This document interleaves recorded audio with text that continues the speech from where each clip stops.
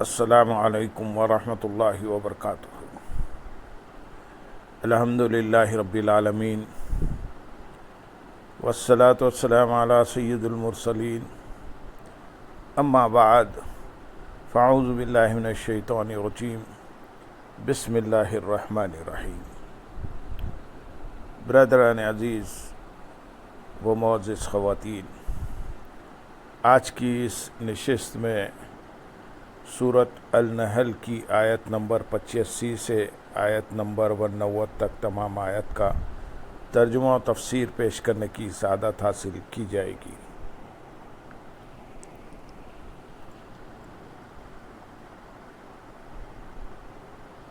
وَإِذَا رَأَى الَّذِينَ ظَلَمُوا الْعَذَابَ فَلَا يُخَفَّفُ عَنْهُمْ وَلَا هُمْ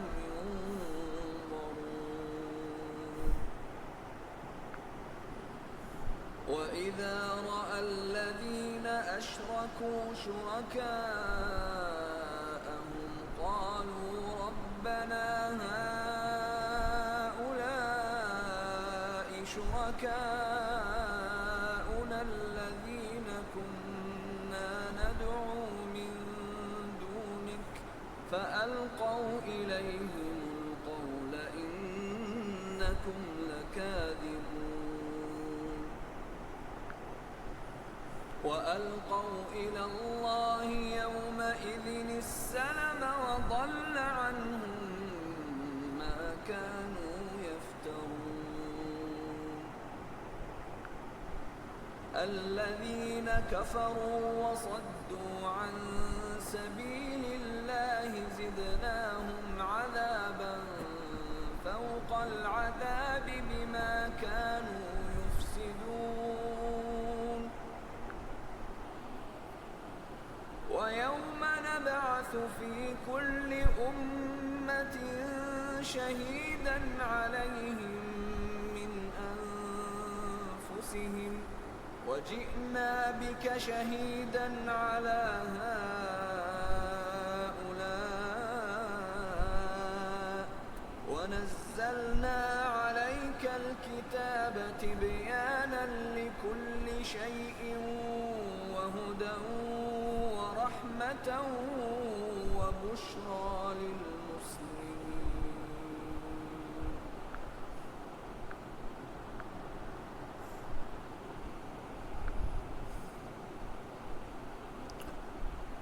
اور ظلم کرنے والے جب عذاب دیکھیں گے تو ان سے نہ عذاب ہلکا کیا جائے گا اور نہ ہی انہیں مہلت دی جائے گی۔ یعنی اے حبیب صلی اللہ علیہ وسلم، آپ کو جھٹلانے والے اور آپ صلی اللہ علیہ وسلم کی نبوت کا انکار کرنے والے اور وہ لوگ جو آپ صلی اللہ علیہ وسلم کی قوم کی روش اختیار کیے ہوئے ہیں، جب وہ عذاب دیکھیں گے تو کوئی چیز انہیں اللہ تعالیٰ کے عذاب سے نجات نہ دے سکے گی، کیونکہ انہیں کلام کرنے کی اجازت نہ ہوگی کہ کوئی عذر بیان کر سکے، اور ان سے عذاب ہلکا ہو جائے اور نہ ہی انہیں مہلت دی جائے گی، کیونکہ توبہ کا وقت ختم ہو چکا، یہاں صرف اعمال کی جزا ملے گی۔ آیت نمبر 86 میں ارشاد ہے، اور مشرک جب اپنے شریکوں کو دیکھیں گے تو کہیں گے اے ہمارے رب، یہ ہمارے وہ شریک ہیں جن کی ہم تیرے سوا عبادت کیا کرتے تھے، تو وہ ان کی طرف اپنی بات پھینک دیں گے کہ تم بے شک جھوٹے ہو۔ یعنی جب اللہ تعالیٰ کے ساتھ شرک کرنے والے قیامت کے دن بتوں وغیرہ ان چیزوں کو دیکھیں گے جن کی عبادت کیا کرتے تھے، تو وہ اس وقت کہیں گے اے ہمارے رب، یہ ہمارے وہ شریک ہیں جن کی ہم تیرے سوا عبادت کیا کرتے تھے۔ وہ شریک کہیں گے اے مشرکو، بے شک تم جھوٹے ہو، ہم نے تمہیں اپنی عبادت کی دعوت نہیں دی تھی۔ آیت نمبر 87 میں ارشاد ہے، اور وہ مشرک اس دن اللہ کی طرف صلاح کی پیشکش کریں گے اور ان کی خود ساختہ باتیں ان سے گم ہو جائیں گی۔ مشرکین دنیا میں اللہ تعالیٰ کی اطاعت اور فرما برداری سے منہ موڑتے رہے، جبکہ قیامت کے دن وہ اللہ تعالیٰ کے فرما بردار ہونا چاہیں گے، لیکن یہ فرما برداری انہیں کوئی نفع نہ دے گی، اور جب مشرکوں کے معبود انہیں جھوٹا قرار دے کر ان سے اپنی برات کا اظہار کریں گے تو اس وقت مشرکین کی من گھڑت باتیں کہ یہ معبود ان کے مددگار ہیں اور ان کی شفاعت کریں گے بیکار اور باطل ہو جائیں گی۔ آیت نمبر 88 میں ارشاد ہے، جنہوں نے کفر کیا اور اللہ کی راہ سے روکا، ہم ان کے فساد کے بدلے میں عذاب پر عذاب کا اضافہ کر دیں گے۔ اس سے پہلی آیت میں اللہ تعالیٰ نے ان کافروں کی وعید بیان فرمائی جنہوں نے صرف خود کفر کیا، جبکہ اس آیت میں ان کافروں کی وعید بیان فرمائی جو خود بھی کافر تھے اور دوسروں کو اللہ تعالیٰ کے راستے سے روک کر اور گمراہ کر کے انہیں کافر بناتے تھے۔ آیت کا خلاصہ یہ ہے کہ اے حبیب صلی اللہ علیہ وسلم، جن لوگوں نے آپ کی نبوت کا انکار کیا اور جو آپ اپنے رب عز و جل کے پاس سے لائے اسے جھٹلایا اور لوگوں کو اللہ تعالیٰ اور اس کے رسول صلی اللہ علیہ وسلم پر ایمان لانے سے روکا،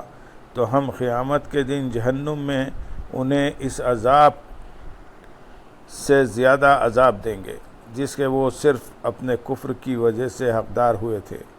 انہیں دگنا عذاب اس لیے ہوگا کہ دنیا میں یہ خود بھی اللہ تعالیٰ کی نافرمانی کرتے تھے اور دوسرے لوگوں کو اللہ تعالیٰ کی نافرمانی کا حکم دیتے تھے۔ اس سے معلوم ہوا کہ گمراہ گر کا عذاب گمراہ سے زیادہ ہے، کیونکہ اس کا جرم بھی زیادہ ہے۔ ایک تو خود گمراہ ہونا اور دوسرا دوسروں کو گمراہ کرنا۔ یہ جتنوں کو گمراہ کرے گا اتنے ہی لوگوں کا عذاب اسے دیا جائے گا، چنانچہ اس کی آگ زیادہ تیز ہوگی، اس کے سانپ بچھو زیادہ زہریلے اور تمام دوزخیوں کا خون وہ پیپ اس کی غذا ہوگی۔ آیت نمبر 190 میں ارشاد ہے، اور جس دن ہم ہر امت میں انہی میں سے ان پر ایک گواہ اٹھائیں گے، اور اے حبیب تمہیں ان سب پر گواہ بنا کر لائیں گے، اور ہم نے تم پر یہ قرآن اتارا جو ہر چیز کا روشن بیان ہے اور مسلمانوں کے لیے ہدایت اور رحمت اور بشارت ہے۔ اور جس دن ہم ہر امت میں ان پر ایک گواہ اٹھائیں گے، اس آیت میں گواہ سے مراد انبیاء اکرام علیہ الصلاۃ والسلام ہیں۔ یہ قیامت کے دن اپنی اپنی امتوں کے متعلق گواہی دیں گے کہ انہوں نے اللہ تعالیٰ کا پیغام ان تک پہنچایا اور ان لوگوں کو ایمان قبول کرنے کی دعوت دی،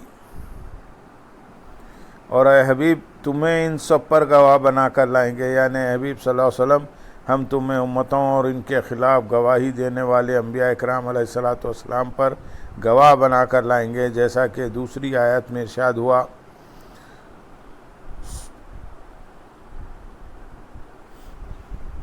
تو کیسا حال ہوگا جب ہم ہر امت میں سے ایک گواہ لائیں گے، اور اے حبیب تمہیں ان سب پر گواہ اور نگہبان بنا کر لائیں گے۔ حضرت احمد رضا خان رحمۃ اللہ علیہ فرماتے ہیں، قرآن عظیم گواہ ہے، اور اس کی گواہی کس قدر عظیم ہے کہ وہ ہر چیز کا تبیان ہے، اور تبیان اس روشن اور واضح بیان کو کہتے ہیں جو اصلاً پوشیدگی نہ رکھے،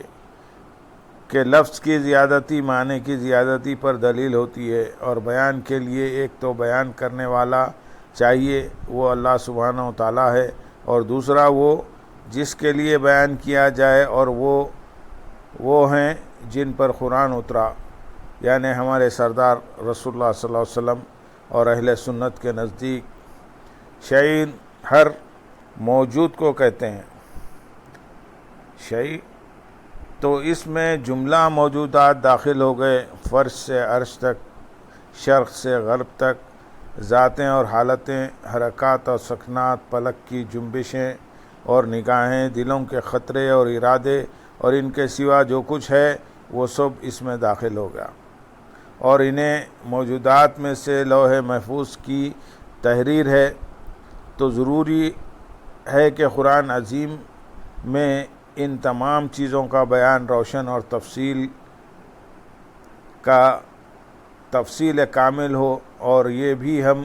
اسی حکمت والے قرآن سے پوچھیں کہ لوح میں کیا کیا لکھا ہوا ہے۔ اللہ عز و جل ارشاد فرماتے ہیں،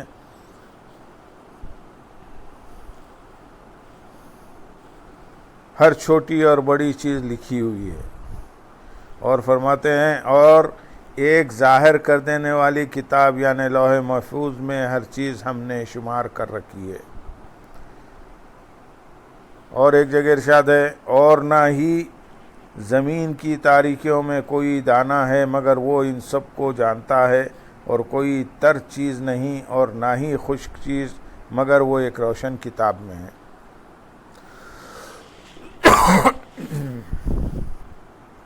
اور بے شک صحیح حدیثیں فرما رہی ہیں کہ روز اول سے آخر تک جو کچھ ہوا اور جو کچھ ہوگا سب لوح محفوظ میں لکھا ہوا ہے، بلکہ یہاں تک ہے کہ جنت و دوزخ والے اپنے ٹھکانے میں جائیں، اور وہ جو ایک حدیث میں فرمایا کہ ابد تک کا سب حال اس میں لکھا ہے، اس سے بھی یہی مراد ہے، اس لیے کہ کبھی ابد بولتے ہیں اور اس سے آئندہ کی مدت طویل مراد لیتے ہیں، جیسا کہ بیضاوی میں ہے، ورنہ غیر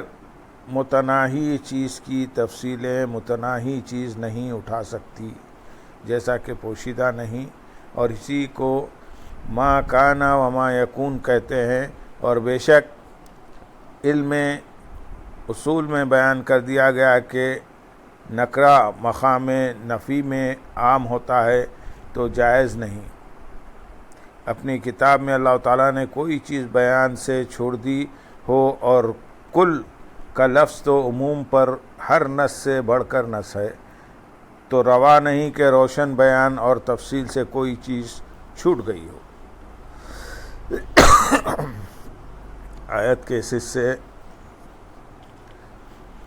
قرآن ہر چیز کا روشن بیان ہے۔ نیز ایک اور آیت کے اس حصے میں ہے کہ ہم نے اس کتاب میں کسی شے کی کوئی کمی نہیں چھوڑی۔ اس سے معلوم ہوا کہ قرآن مجید وہ عظیم الشان کتاب ہے جو تمام علوم کی جامع ہے، اور یہی بات احادیث اور بزرگان دین کے اقوال میں بھی بیان کی گئی ہے۔ چنانچہ ترمذی کی حدیث میں ہے، سید المرسلین صلی اللہ علیہ وسلم نے پیش آنے والے فتنوں کی خبر دی تو صحابہ اکرام رضی اللہ تعالیٰ عنہ نے ان سے خلاصی کا طریقہ دریافت کیا۔ نبی اکرم صلی اللہ علیہ وسلم نے ارشاد فرمایا، اللہ کی کتاب جس میں تم سے پہلے واقعات کی بھی خبر ہے، تم سے بعد کے واقعات کی بھی، اور تمہارے آپس کے فیصلے بھی ہے۔ حضرت عبداللہ بن مسعود رضی اللہ تعالیٰ عنہ نے فرمایا، جو علم چاہے وہ قرآن کو لازم کر لے، کیونکہ اس میں اولین و آخرین کی خبریں ہیں۔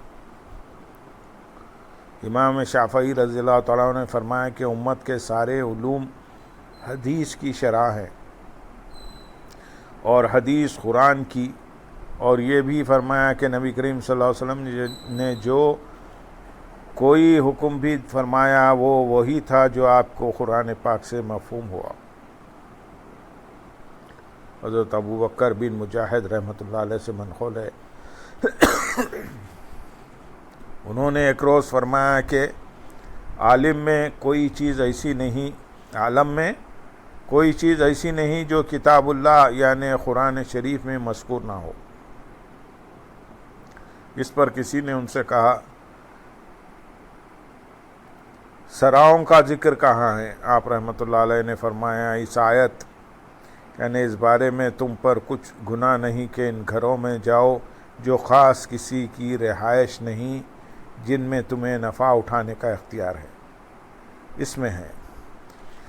ابن ابو الفضل مرسی نے کہا کہ اولین و آخرین کے تمام